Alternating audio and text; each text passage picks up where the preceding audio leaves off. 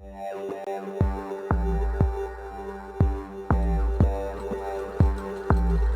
are operating on a frequency of 52 megacycles by authority of the Federal Communications Commission. A test program follows.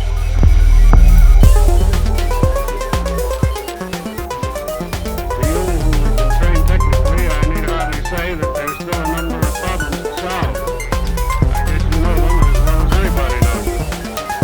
But I think we've proceeded far enough to justify the statement, at least, that these technical problems are not insurmountable.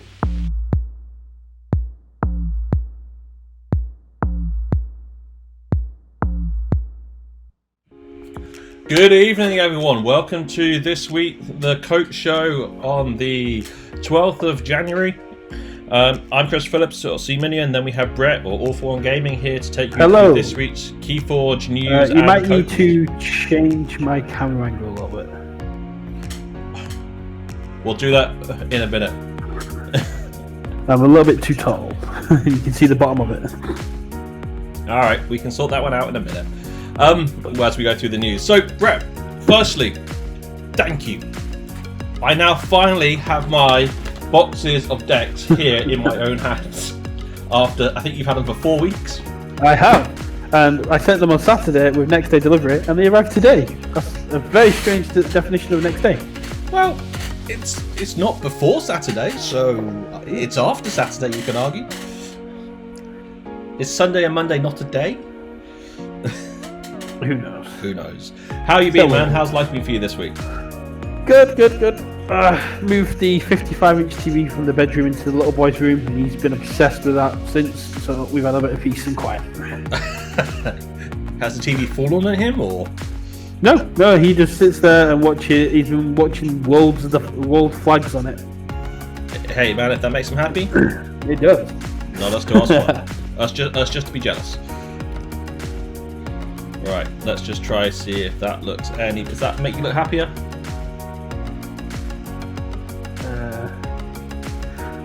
Close enough. Alright, cool. So, I'm in a different room today for a variety of political reasons.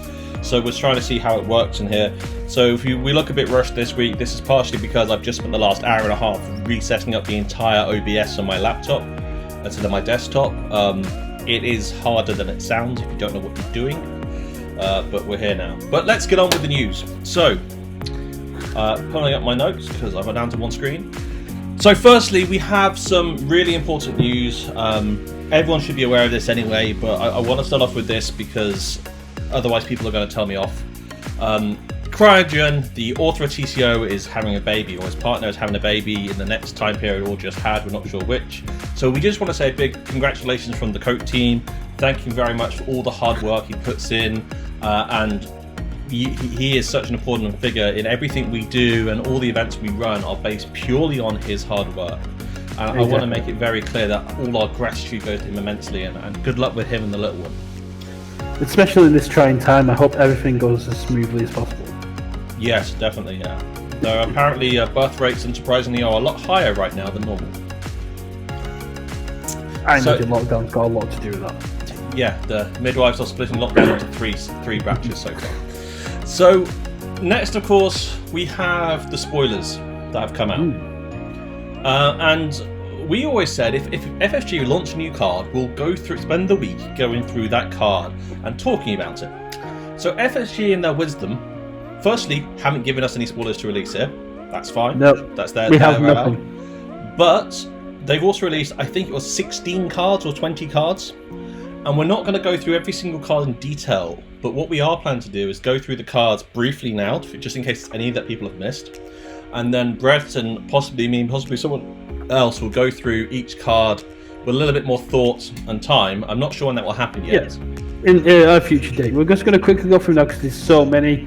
Big shout out to the Polish guys at Can't Touch This that got some spoilers to us. Reapout got to spoil one. Call of Discovery spoiled a card. Crazy Killing Machine spoiled one on Saturday during the KFPL events. Motivus spoiled his yesterday, and he's got another one to spoil according to sources. And Reapout did one on a video. Spoiler season has started, and it's getting everyone a lot more hyped. But if you are interested in all the spoilers, please do check out Arcana. It is pretty much your one-stop shop for Keyforge news. Yeah, very much so. So we're going to just quickly go through these one by one. Now, naturally, my screen's really small, Brett, so I'm going to trust you to do the reading here, and then we'll start the discussion. So the first one's on the screen, is that correct? Yeah, PI Sven. If the tide is high, your opponent discards a card at random from their hand. A very shadowy effect for a Logos card. I like this. But it is an evil twin, so... So it is a good version of it out there, which is probably draw a card. Yeah. So moving on. Moving off for Pete's sake. 1 second.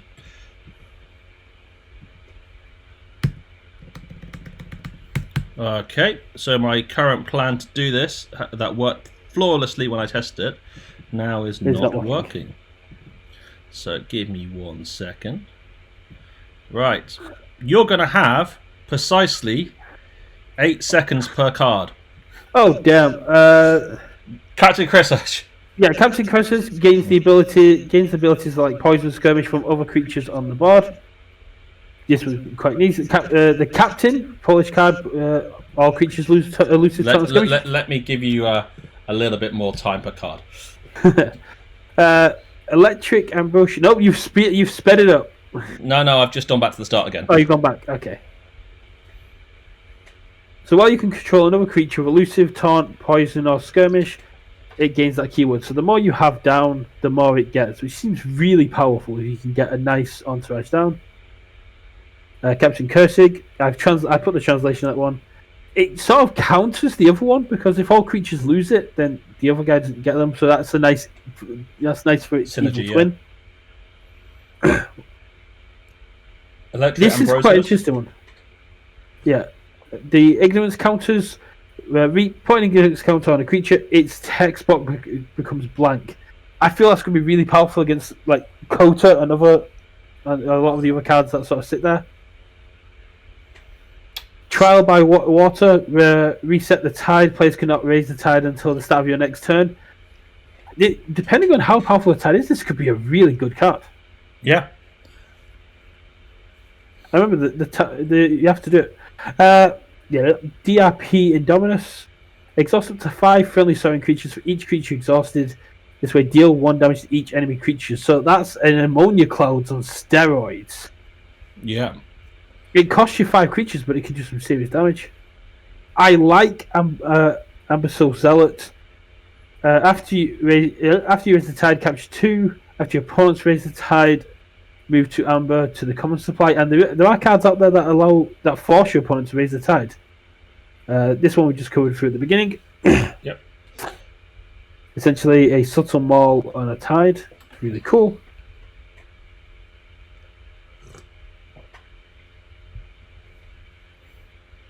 Jackal Tar or Jackie Tar. Jackie Tar, deal 1 damage to a creature. If the tide's high, deal 6 damage to a creature instead. Yeah, just get out of here.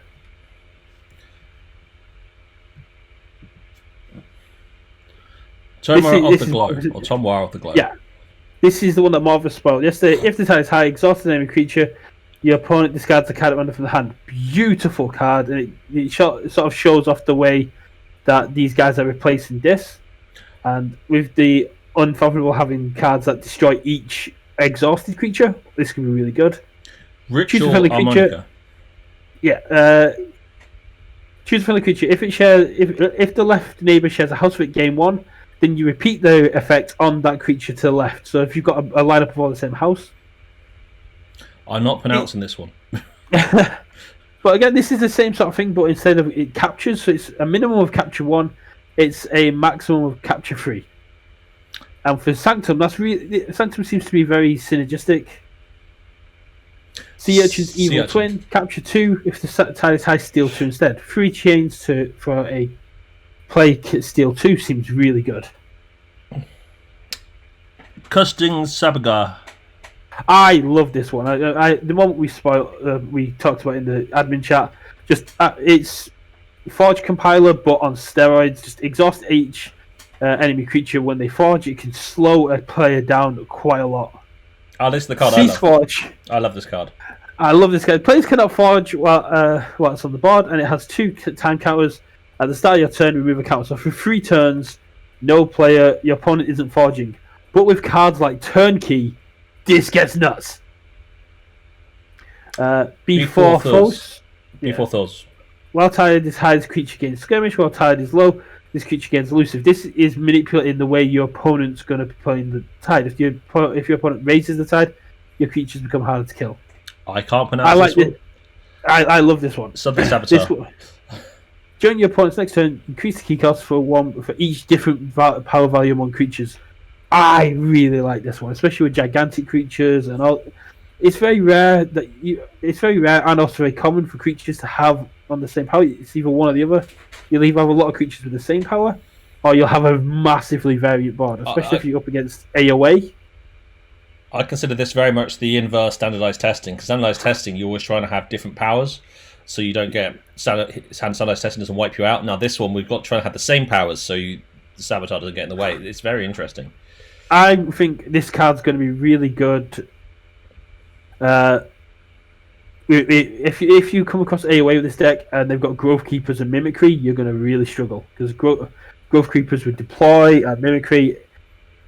I like to think of it from the opponent side of it. Yeah, there's a lot of fun cards coming in. I can't wait to see what's going on there. And it's only an action as well. Remember, it's not. It's not going to be. It's not going to be there for long, but it's going to be. So that's all the spoiled cards we have today. I'm sure there's more out there than we've shown. There are. I've put a link in the chat to the full set on the Archon Arcana. Great. So we're going to move on now to the next thing in the news. The next thing in the news is upcoming events. So do you want to start off with this one? I forgot where we're going to be starting. Mortimus. Oh yeah, so where's my message from Marvelous? Because I didn't get this.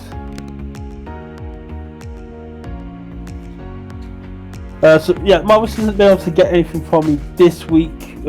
Making a video is quite hard, especially with the streaming and the new baby. But Marvelous runs a Tesla event. That means that each round could either be Archon or Reversal. He streams it every Monday. I really do recommend checking it out. Definitely. It's a lot of fun. It's a great way to try out decks. It's a great way to learn your own deck strengths and weaknesses, as well as play decks that you wouldn't usually get to play with yourself. It's a great way to become a great all-rounded player because you never know what kind of deck you're going to be playing or what kind of situations you're going to be in. It helps you to become a much more versatile player. Yeah, and I'd say one of the reasons we moved to a Tuesday is we didn't want to clash with people like himself streaming on a Monday, because they do such great work and such great events that we just want to make sure we promote everything and work together as a community. Exactly. We moved to Tuesdays because Mortimus was here long before us, and we want to be as supportive as we can to the community. Sure. So next on the event list we have, my notes, just a general request here to. If anyone has any events, whether real life or online, if you can do real life events right now, please get in touch. We'll happily talk about anything, anywhere in the world, whether it's local, whether it's national, whether it's international. We are more than happy to advertise events. We don't ask for anything. All we ask is just the information before Tuesday, so we can make sure we prep it, have it prepared. And please, guys, keep it coming. The more we promote and the more we do, the more people who attend events, we're hoping. Exactly. We're more than happy to just talk about events. Another event that's coming up, we have got the KFPL pre-qualifier Archon coming up this Saturday.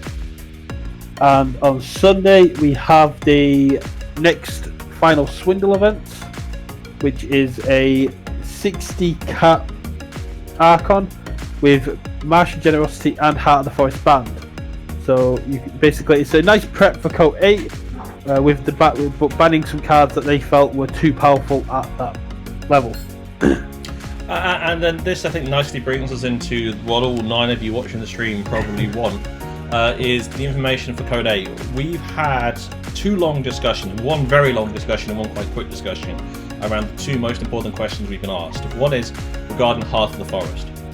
And we have flip-flopped on this a few times, and we've had a lot of debate on this, and the answer, because of how we want to run this event, is we are not going to ban any cards. No. This includes Heart of the Forest. There is a time limit on the game set to an hour,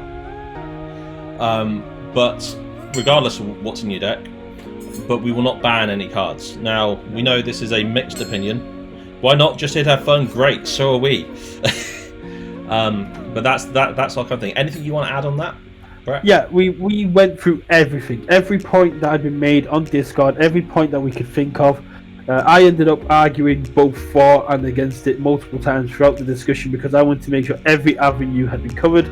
We also looked at previous events such as Sanctimonious SAS caps and the KFPL SAS cap, and looked at their reasoning for banning cards, and we just came to the conclusion that it wasn't right for what we wanted for the event. And this is not just one or two people. This is majority of the model organisation. I think only Brian was the only one who I think did comments in the end, and it was pretty much unanimous. Though it was a hard call for many of us. Yeah, there was a few people that understood that Heart of the Forest broke the game, but for what we're trying to achieve with KOTE, we thought it wasn't right for us to ban it. Yeah. So that's the official. We'll put this up on the Discord probably tomorrow morning or this evening, probably tomorrow morning, saying Heart of the Forest will not be banned, and no other card or combo will be banned. And just for full disclosure, one of the reasons I didn't want to ban it is it's a very, very slippery slope. As soon as we start putting limits in to which cards can be placed and which cards can't be placed, you suddenly have a ban list that's half the game, and we don't want to ever be there. The best point was what was made by one of the admins, that if FFG allow it, then so should we. They've publicly said that Heart of the Forest was a mistake, but it's still in rotation as a legacy. You can get a Mass Mutation Heart of the Forest, you can get a War's Clyde Heart of the Forest. So, if FFG are okay with it still being in circulation, so are we. Yeah. So that's what we've done. So, just to say, what are you... I have a daughter hiding behind me. You can still see her. She's there. So that's the first question. She's completely messed with my head now. Like a ninja. Like a ninja to get her Christmas. The second question was, can we move to not a round robin style, but a pod based style, where we split into pods and then redraw the pods every 4 weeks? And this was less of a discussion, and the answer is no. We're going to stick with round robin. Taking the majority of the feedback we've had out of KOTE 7 and KOTE 6, where we've done the group stages, the feedback has been the group stages have been too short. And I think moving to a pod-based system where we have one set of pods and then we redraw every one of the pods, we lose the worldwide unique groups very quickly after just a couple of weeks because the pods would be very small. And we want to keep that in, and so what we're going to stick with, and we don't want to just have 3 rounds and then the top 32 as what some people suggested, because the feedback generally is that the group stage is too short, so we're going to stick with round robin. Now, people say, well, I don't want to have a 9-week round robin. Well, I know that's a valid comment, but if we go back to the earlier days of KOTE, we did generally have a 9-round round robin, 10-round round robin, but also that assumes then that we're going to have 80 people registered for the 80 teams registered for the event. I will promise you that you will not have the absolute maximum will be a 9-round round robin. And if we have 81 teams, I'm going to spend an awful long time trying to work out how we do the groups, because then we'll need 11 groups. But apart from that, I think realistically, looking at the numbers we've seen and looking at the current uptake compared to before, and the number of teams we have registered compared to this point in previous events, we're going to be around a similar size to we are for KOTE 7. The biggest issue was the international time zones. It's been the biggest complaint since day one of KOTE, and we finally might have found a way to solve it. We do not want to bring it back. We've seen game plays and game recordings go up and being organised since we've got rid of the time zones. It's only once we hit the top 16 that everything starts to fall down again. Yeah. And to be fair, it doesn't fall down that badly, we find. That's the ruling we're going to stick with. So we're going to put both of these into Discord tomorrow. I'm going to take Discord off my phone so I get a day of work before I start dealing with all the complaints and the questions coming in. But on a serious point though, if anyone has any questions, please raise them in the Discord channels. If you're not on Discord but you are watching us here, but you want to play in the event, join Discord. If you don't want to play in the event, please join Discord anyway, just so you can come and say hi. And we're very keen just to get everything together.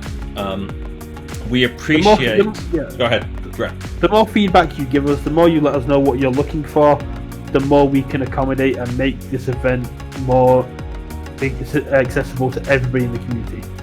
And that's the objective here. Most importantly, is for everyone to have fun and everyone to be able to play and not feel limited for one reason or another. So. Exactly. I'm going to now suggest, just in interest of time, we're going to move on to this week's metrics provided by Baguette and Switch, or Baguette and Chips. Now, as ever, we have I'm just gonna tag Mr. Kong and let him know the quiz is coming, because I don't want him missing out.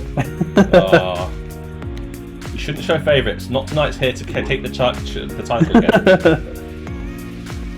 So, I know, but not tonight needs a worthy opponent. Are you saying the other 6 people watching this are not going to be worthy opponents? They could be, but I want to guarantee that. I want to put my finger in. Right, let's go ahead and see. So I haven't actually read these slides this week, and apologies. It's just been one of those weeks between homeschooling my kids and working. But you have read them. This is a weird one. Yeah, this is a weird one. I'm actually ahead of you. Yeah. And I don't have access to the speaker notes because I don't have a separate screen. So these are the top 16 decks we have, and what they've done this week, they have told me what they've done is they have looked at comparing the average KOTE 7 deck versus what we're seeing in top 16, plus the max and the min. So understandably, we're seeing the top 16 decks to be on the whole higher SAS than the average, but on the other hand, it's only 4 SAS points above, or 5.3% higher, which is a surprise to me, because I thought it'd be close to 87, 86. But then when you look at, you've got that one deck that drags the top 16 right down. Because it's 66. An average. And you've got that 66 deck that just sits there in the average going, let's make that lower. And didn't that deck win this week, but the other 2 in their team lost? No. Well, we'll find out a little bit later on. Oh, yeah, sorry, we're not streaming that one at all. But the high is 97, yeah, that's kind of... But even if it did win or lose, it puts up a hell of a fight for its SAS. I look forward to seeing it. And apart from that... But you've also lost me off the screen here. Yep, have I? Yeah, okay. I'm not on camera anymore. Well, we'll worry about that later, because I don't have access to OBS while I'm presenting.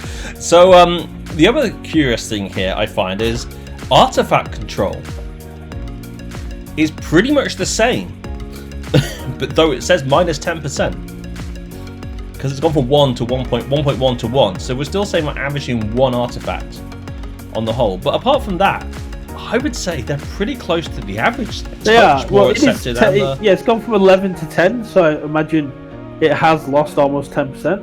Well, 1.1 to 1 to be clear. Yeah. Not 11 to 10. Yeah, that's what I mean, but from 1.1 to 1, so it has lost 10%. And that's because there are so many dangerous artifacts out there, and like Heart of the Forest, Quicksilver Stone, Auto Encoder, Dark Amber Vault, you need, if you're not bringing a deck that's got a bit of amber control to the competitive side of things, then you're asking for trouble. You're playing a very risky game. Or you're playing for fun, like we do. But yeah, no, I mean, but as I said, the amber control is pretty much on par to how it was before, was the point I was trying to make. But also the efficiency has gone up by a couple of points. But I wouldn't say there's any massive, big changes. Creature protection going, it's only 0.3. I mean, it's not like a huge. I mean, I would say, I'm not going to say there's no difference. Obviously, the top 16 decks are a little bit better across the board, but that's the show. Not massively.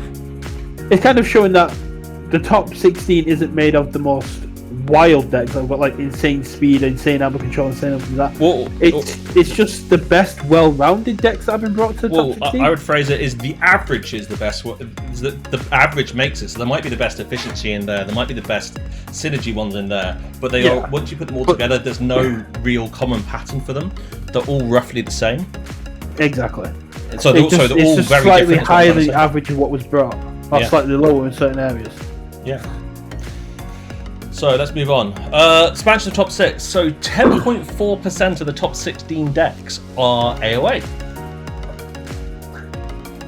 That's interesting. So this is roughly the same split as we have the rest of the Is that one deck? Pardon? Oh no, my head is like 10.4% of 16 is what? 1.6, so times that by 3. There's 4 AOA decks in the top 16? Or 5, yeah. 4 or 5? That's pretty good. Yeah. I mean, the rest of it's a nice even split, I'd say, for the rest of them. But that's going to be very interesting to see how that goes I'm quite surprised to see Mass Mutation overtake Call of the Archons and World Collide. Only by one deck, though, I'd say. Now, yeah, it did have less overall. I mean, it was the same as Worlds Collide, I thought, and Call of the Icons was the most, but on the whole, I would say Mass Mutation has the bigger danger because we're still not completely used to the dynamics that the enhancements come in. But if you're thinking of the amount of decks that started in this event and that have carried on into the top 16, Age of Ascension's got the highest carryover rate at like what 20%? They've gone from 2% to 10%. Hi, Lazareth. Good to see you here.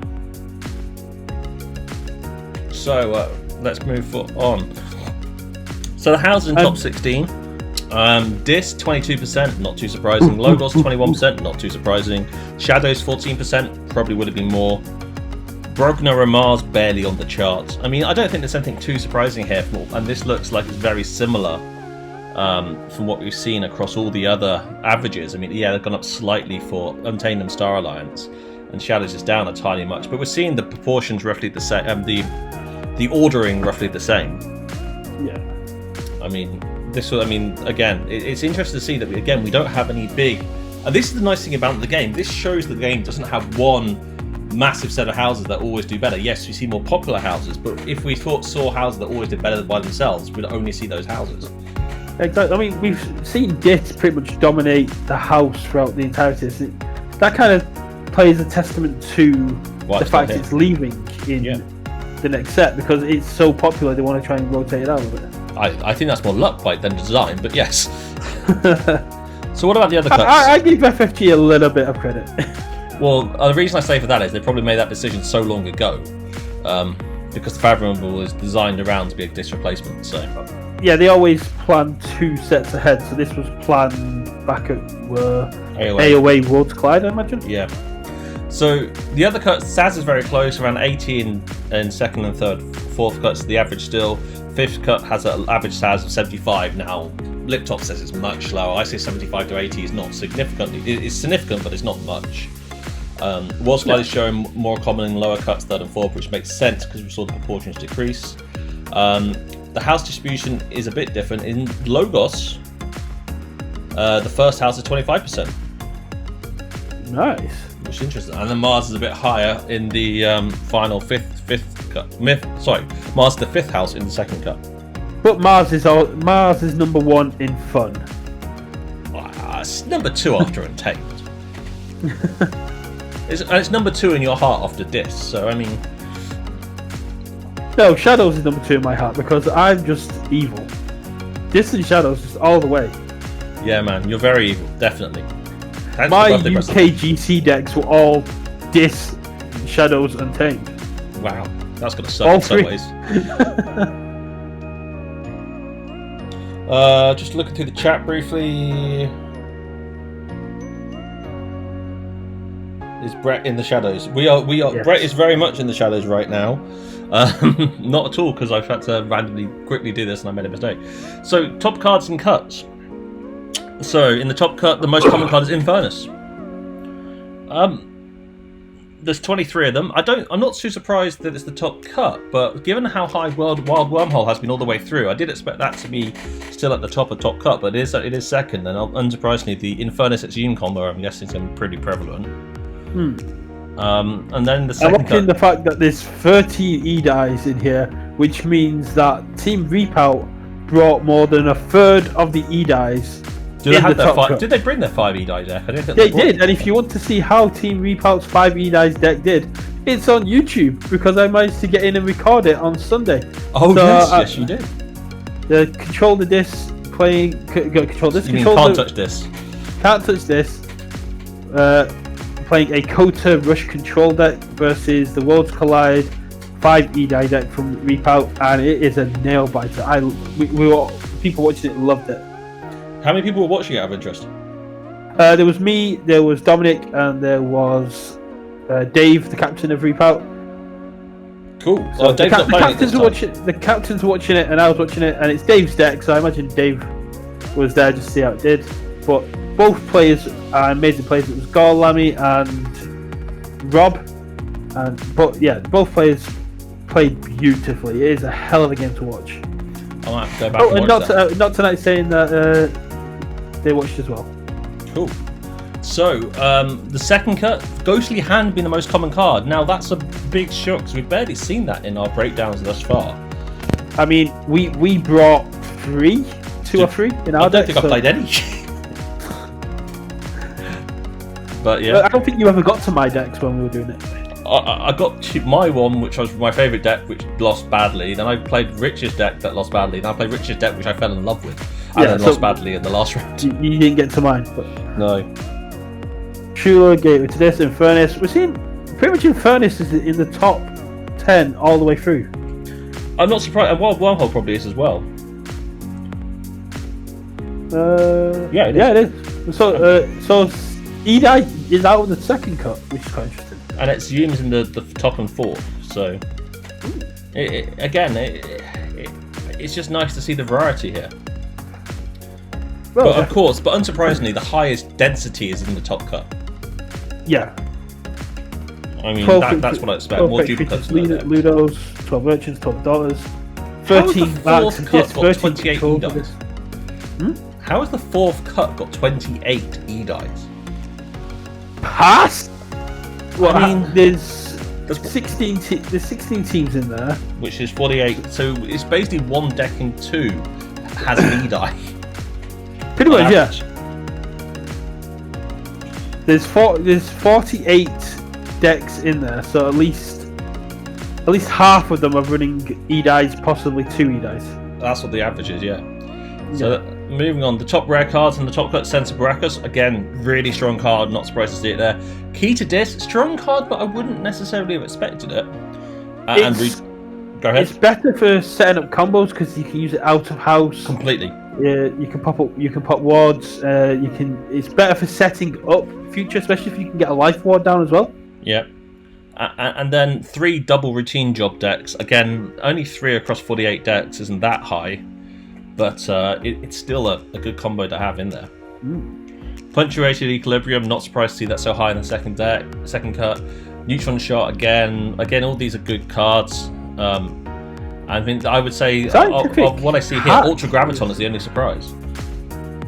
So Soul Snatcher being 4 Soul Snatchers in the top cut, of which we brought 1. I'm second cut. Yeah, I mean second cut. Yeah. 4 Soul Snatchers, we brought 1 of them. Soul Snatcher, my favourite card. I love it so much. Yeah. But then we have an Ultra Graviton in the third cut. We have 4 Ultra Gravitons. Yeah, that's what I mean. We have the second most common creature card, a rare card, is an Ultra Graviton. But it's interesting because there's only about 5 in the entire tournament, I thought. So. No, it's the most common one in there, but it's a good card, but it's very situational. You're one of those in the third cut with Ultra Graviton. Great, why not? Great to have you here. So it's time for the quiz. Combo time, as I've been told to say. So, quiz. Are you ready with the quiz? The instructions are now being displayed to viewers. There we go.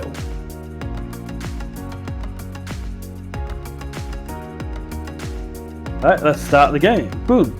So, how many Ganganaut decks are in this are in the tournament? Ganga Chieftain and Drummer Naut. People call it Ganganaut, but I like to call it Drummer Chieftain. Yeah, Drummer Chieftain as well. Actually, I know it as both. Drummer Chief? I can't remember what I started calling it. I'm going to take a guess that it is that one. Because I don't actually know the answer. I do. Because I had to put all these in. Yeah. So, let me know when time's up. If you want to play Keyforge Alchemist, just click on the answers on the screen. You literally just have to click on the answers on the screen. So we're just waiting for the final few players to get a chance to come in. The answer is 2. Wow, got right! You were the only person to get it right.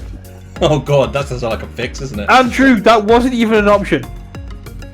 What did he say? He said 3. That wasn't even an option. That's possibly why he said it. Next question. How many Lesser Octets and Hysteria decks are there? 0, 2, 1, or 3? No, that's a legitimate answer to go 3. Remind us what Lesser Octet does while we wait for I the can pass if I remember what Lesser Octet does. I remember the artwork, I think. It's either the one that purges your entire hand when it comes down, or it's the one that purges a card at the you can purge a card from your hand at the end of your turn. It gains 1 power and it's got Taunt. I've not played with Octet. I think it's the second one you said. I've not played with Octet enough to remember what it does. Why not saying it's purge the whole hand? Oh, it's purge the whole hand. Then what's the advantage of having it with Hysteria? So if you bounce everything back to your hand and play it, then you purge your entire hand, which makes your deck a lot more efficient. Oh, what's the answer then? It's 2, and nobody got it correct.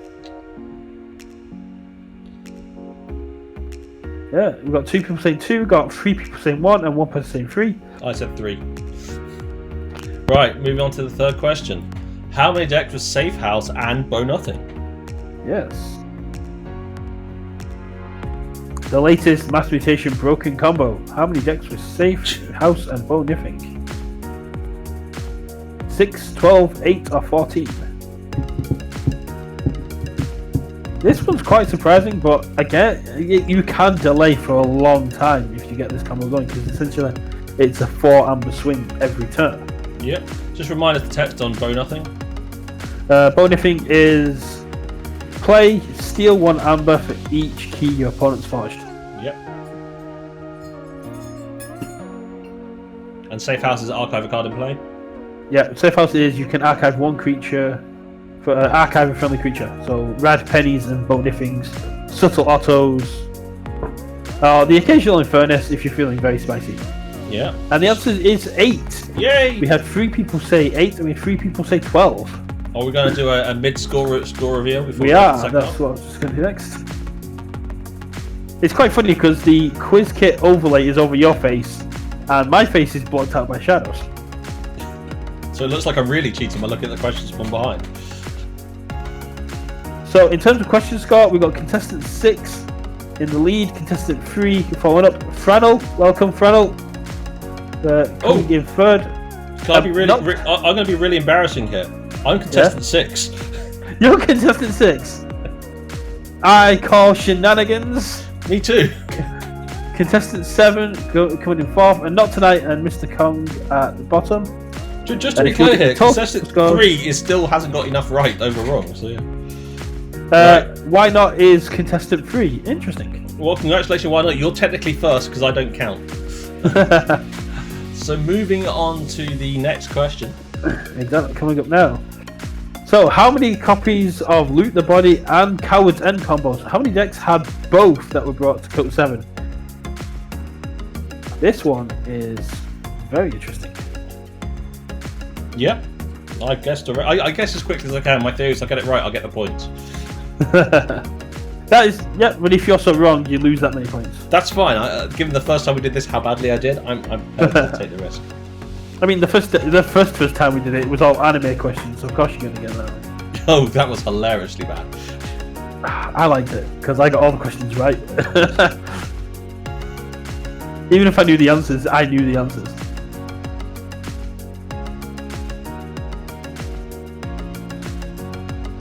Right, and the correct answer is 0. Ah, that's my second guess. There was 0 Luke the Blaze, Cowards, and Dexbro. Which is rather surprising because it's a very common combination. But Brognar being the way Brognar is. Brognar, the way it is saying in Worlds Collide, maybe. But AOA Brognar and KOTE Brognar, very powerful houses. Mm-hmm. So how many decks with Neutron Shark and Automaton reassembling or self-bolstering? Yes, the Destroy All combination that you can see in the Can't Touch This repout match on YouTube. It's going to keep plugging it. It's going to keep plugging it. And if you watch it, you have a chance of winning no prizes.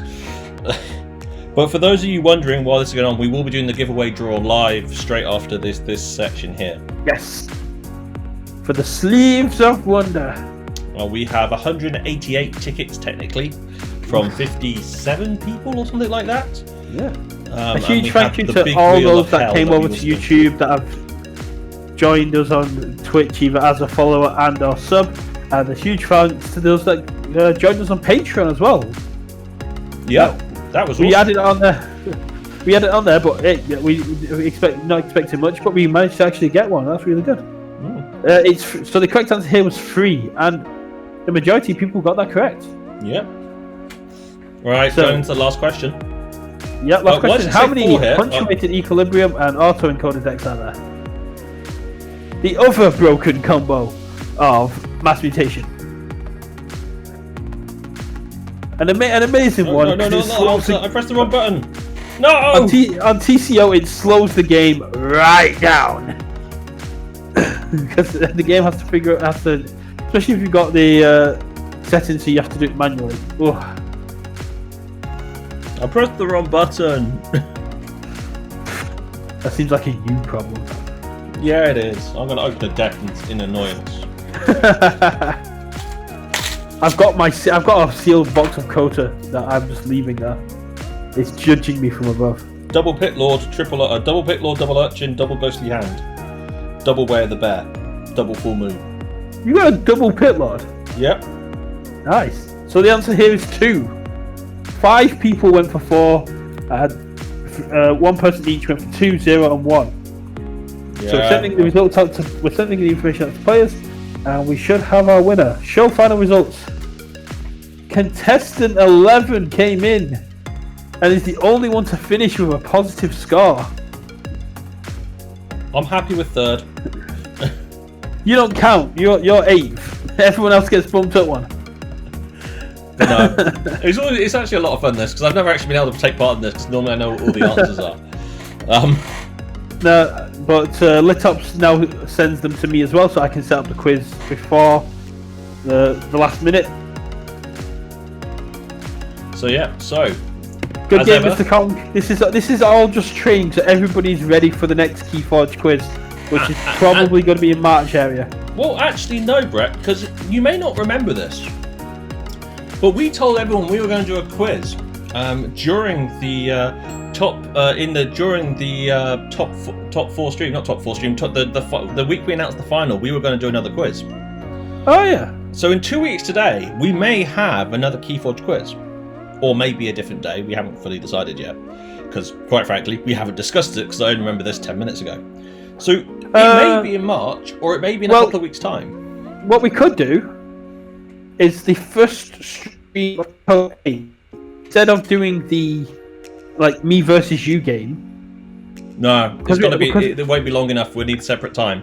But we'll discuss this off stream. We will aim to have one. The gameplay usually the discussion and commentary usually lasts an hour.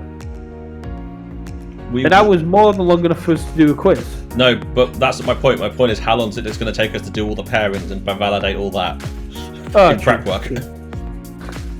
But we'll discuss it. We will have a quiz in the next couple of weeks. We're not sure when. We're not sure if there'll be prizes. There will be something. I have a box of AOA I can take some decks out of if need be. The latest I will allow this to go on till is March 12th. Okay, before March 12th there will be a quiz. Before March 12th. There'll be 2 quizzes. The reason it's going March 12th is because if it gets to that point, I'm gonna do it as a birthday quiz. Ah, he's finally telling me when his birthday is. Yes. Friday, March 12th. All right, man. Well, anyway, thanks to Nathan and Dexter Keyforge. Thanks for Liptops or Damien from Baguette and Chips.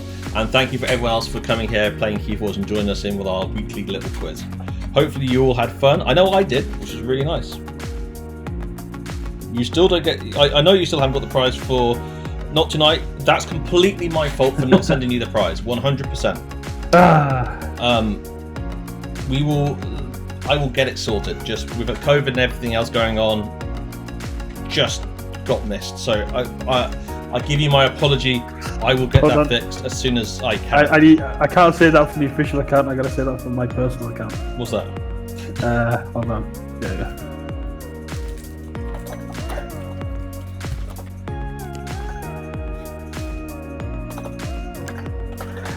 You don't have to wait for me. No, I'm just getting ready for the next thing that you do this. So I need a minute to flip the...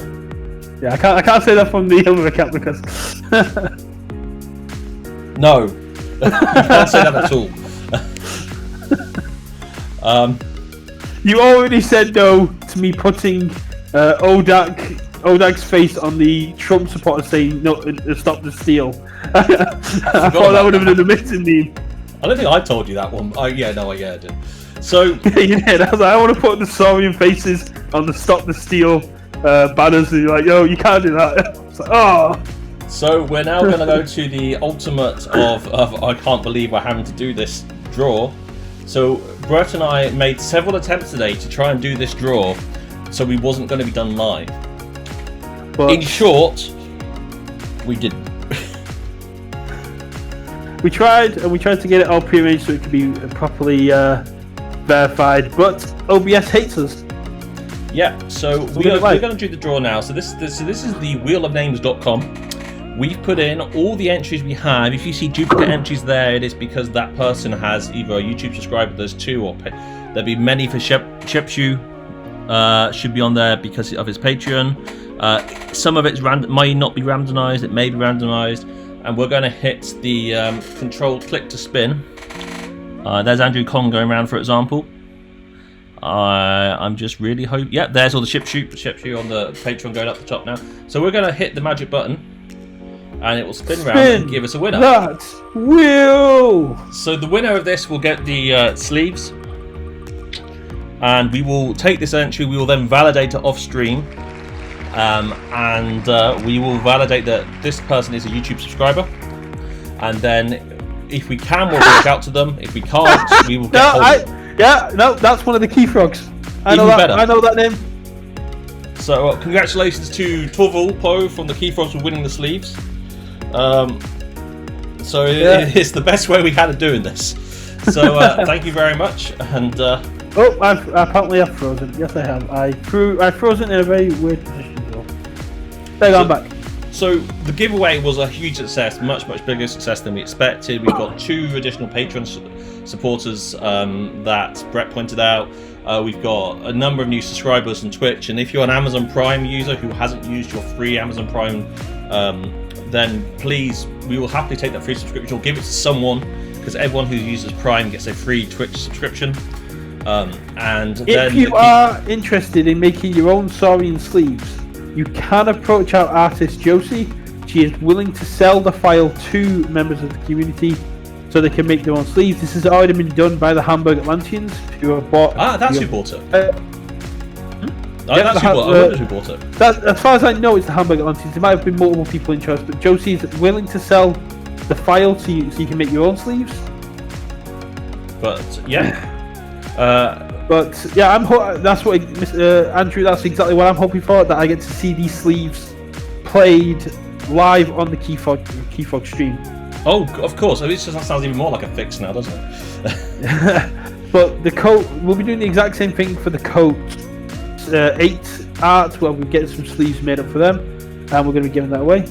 Yeah. Well, we're also talking to various companies about what else we can add. I mean, I've got some more quotes for playmats, and maybe we'll get a couple of playmats printed. Can you link in the Discord?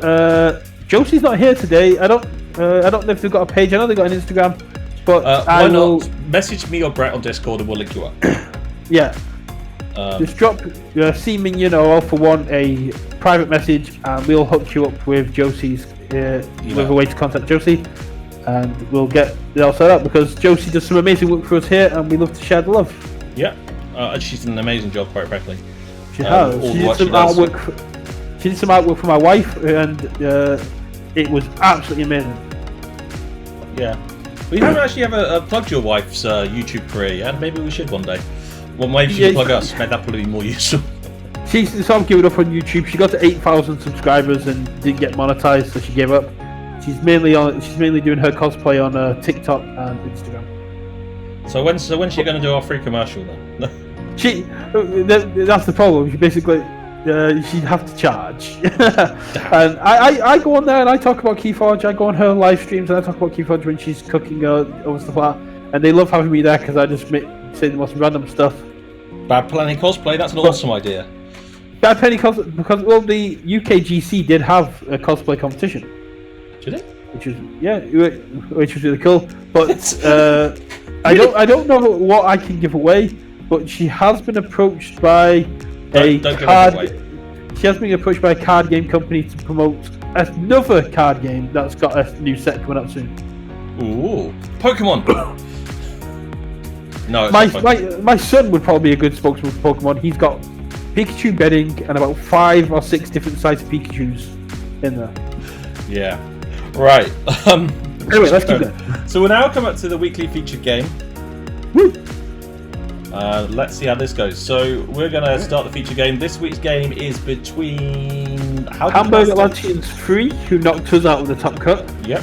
And Team Cotinha, from Brazil. The Brazilian team. That this is their first event, and they've smashed it out of the park. They're the ones that brought the 66 SAS deck to the top 16, which is that's a brave decision. Why not? A bad penny that turns into a rad penny, guys. But moving on.